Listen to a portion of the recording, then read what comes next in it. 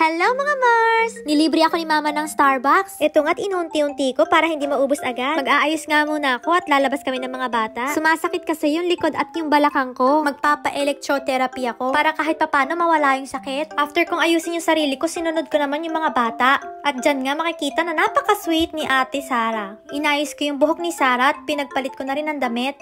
At para hindi siya malikot, pinanood ko siya ng YouTube. At syempre, lagi kaming may cuddle time. Eto nga't lumabas na kami para mabilis din makauwi. Mabilis pa naman magutom tong si Hana. Naglakad lang kami papunta rito dahil malapit lang naman sa bahay. At lagi rin maraming tao dito kaya naghihintay kami ng mga 20 minutes bago kami tawagin. Bihira nga ako makakita ng mga nasa kaedaran ko. Halos puro matatanda yung mga pasyente.